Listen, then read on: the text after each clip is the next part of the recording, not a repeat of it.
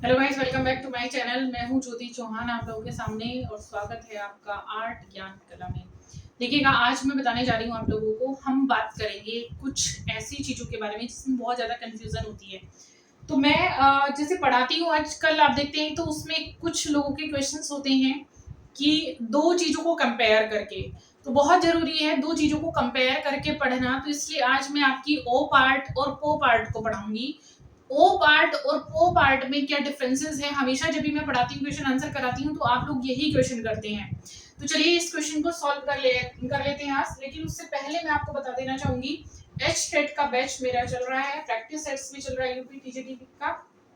जो लोग ज्वाइन करना चाहते हैं वो लोग ज्वाइन कर सकते हैं। फिलहाल देखिएगा, हम बात करने जा रहे हैं आज, यहाँ पर मैं बात करूंगी पो पार्ट की। तो पो पार्ट के बारे में बात करेंगे। पो पार्ट क्या है, जैसे कि आपको पता ही है, पो यानी पॉपुलर आर्ट, यानी हिंदी में अगर हम लोग बात करें तो लोकप्रिय कला। ठीक है?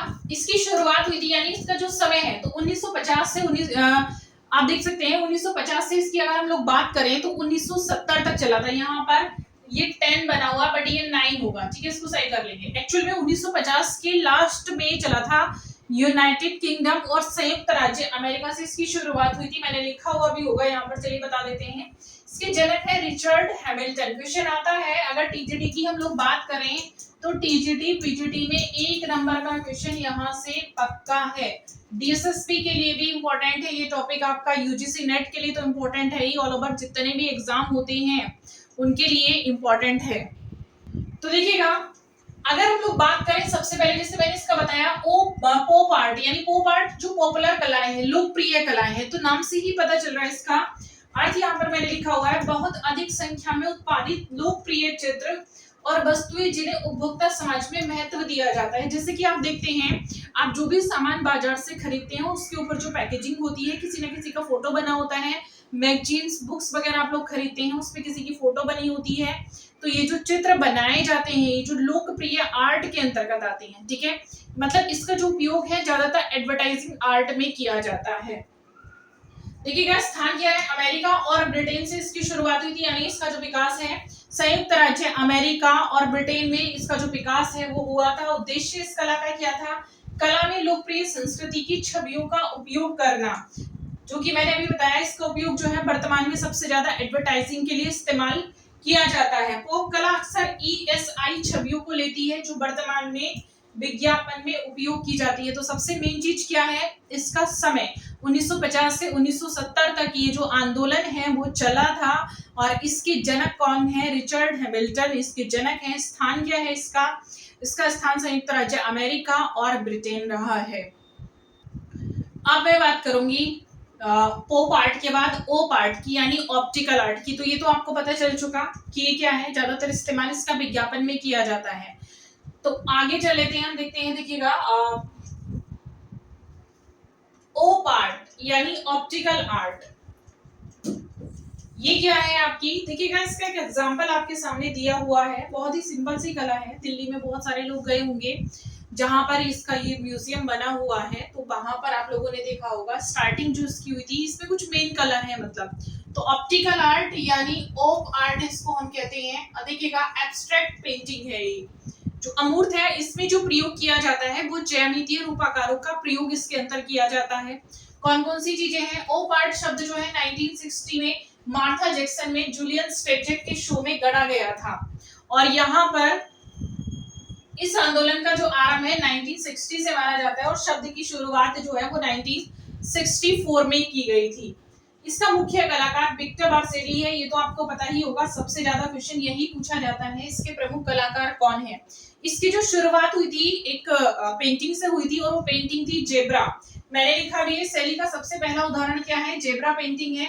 जेब्रा पेंटिंग में आप लोगों ने देखा होगा, इसमें काले और सफेद रंग से जो रंग मैंने यहाँ पर बनाए हुए हैं दो, ये आपकी ऑप्टिकल आर्ट का ही एग्जांपल है। तो जेब्रा पेंटिंग जिस समय विक्टर बार्सेली ने बनाई थी, तो उस समय दो रंगों से बनाई थी, जो जेब्रा पट्टियां होती है, जैसे जेब्रा क्रॉसिंग भी उस पर बनाया गया बाद में। तो शुरुआत ये बनी से हुई थी, बाद में ये सारी चीजें बनाई गई थी। तो उन्होंने जो पट्टियां बनाई एक्चुअली वो दो कलर में बनाई थी, काले और सफेद में। तो जेब्रा चित्र बनाकर इस कला की शुरुआत इन्होंने की थी। ठीक है। इसमें मुख्य रूप से दो ही रंग किए जाते हैं, काला और सफेद। बाद में कुछ कलाकारों ने इसमें अलग कलर भी किए, बट प्रमुख रूप से इसमें दो ही रंग आते हैं, ब्लैक एंड व्हाइट। आप लोगों ने देखा होगा ये इस तरह से भी होती है, 3D में भी इस तरह से बनती हुई आपको दिखाई देगी, जैसे कुछ चल रहा है। मतलब इसका जो मेन पर्पस था वो क्या है, वो मैं समझा देती हूँ आपको। मतलब इसका जो उद्देश्य था वो किसी स्थान पर ध्यान केंद्रित करना। ठीक, जैसे अगर आप इन पट्टियों को देखेंगे जिस तरह से बनी हुई है, और इसको जैसे सर्कल आप लोगों को लगेगा कि ये चल रही हैं, तो वो एक जगह आप लोगों ने ध्यान केंद्रित कैसे करना है, वो सारी चीजें जो है इस कला के माध्यम से दर्शाई गई हैं। कुल मिलाकर जैसे मैंने आपको एक छोटी सी चीज बताई थी कि जो 3D इफेक्ट होता है वो सिर्फ चित्र में दिया जाता है, 3D चित्र होता नहीं है, उसका सिर्फ एक प्रभाव दिया जाता है। ठीक है, तो वैसे ही यहाँ पर कलाकार अपने भ्रम, मतलब कलाकार अपने रंगों के माध्यम से एक भ्रम पैदा करता है। तो किस प्रकार से वो भ्रम पैदा करता है वो चीजें यहाँ पर बताई गई है। तो यहाँ पर जो है आप देखेंगे ऑप्टिकल आर्ट के माध्यम से इन चीजों में ये भ्रम उत्पन्न किया जाता है। ठीक है, अब देखिएगा इसकी अगर हम लोग बात करें तो ये जो शब्द है, ओप शब्द गढ़ा गया था टाइम पत्रिका में, शब्द को पहली बार गढ़ा गया था, मैंने यहाँ पर मेंशन नहीं किया है, 1964 में मार्था जैक्सन के द्वारा जो है इस शब्द को गढ़ा गया था। 1960 में इसकी शुरुआत हो चुकी थी, लेकिन पेंटिंग जो बनाई थी वो 1938 में जेब्रा पेंटिंग बनी थी। ठीक है, जो कि विक्टर बार्सेली के द्वारा बनाई गई थी। तो एक तरह से जो भ्रम मैंने आपको बताया कि भ्रम पैदा करना, जैसे 3D पेंटिंग्स का जो इफेक्ट है वो दिखाया जाता है, एक्चुअल में 3D पेंटिंग नहीं होती। 3D जो एक आपका अगर हम कहें कि त्रिआयामी, वो एक मूर्ति होती है, यानी ठोस आकृति होती है। चित्र कभी त्रिआयामी नहीं होता, सिर्फ भ्रम पैदा किया जाता है, एक प्रभाव दिया जाता है। वही प्रभाव यहाँ पर कलाकार देता है ओप आर्ट में, ऑप्टिकल आर्ट के माध्यम से कलाकार देता है। इसके जो कलाकार हैं, प्रमुख कलाकार विक्टर बार्सेली हैं। तो ये आपको दोनों चीजों के डिफरेंस जो है मैंने यहाँ पर बता दिए। बहुत सारे बच्चे इसमें पूछते रहते हैं। इस पे अगर आप लोगों को कुछ डाउट है, अगर आप कुछ और इसमें जानना चाहते हैं तो कमेंट कर सकते हैं। इसके रिगार्डिंग जो भी आप लोगों की इंफॉर्मेशन आप लोग जानना चाहते हैं, मैं नेक्स्ट वीडियो में लेकर आऊंगी। नेक्स्ट वीडियो में मैं पढ़ाऊंगी आपको एक्शन पेंटिंग के बारे में। तो नेक्स्ट वीडियो में हम लोग कुछ बेसिक चीजें हम लोग पढ़ेंगे अब, क्योंकि मैं चैप्टर वाइज काफी कुछ पढ़ा चुकी हूँ। बेसिक चीजें थोड़ा थोड़ा आपको वही चीजें बतानी है, जिससे आपकी जो आगे की चीजें हैं वो स्ट्रोंग हो जाएंगी। तो मिलेंगे नेक्स्ट वीडियो में, तब तक के लिए थैंक यू सो मच। लेकिन प्लीज लाइक, शेयर और सब्सक्राइब करना नहीं भूलेंगे।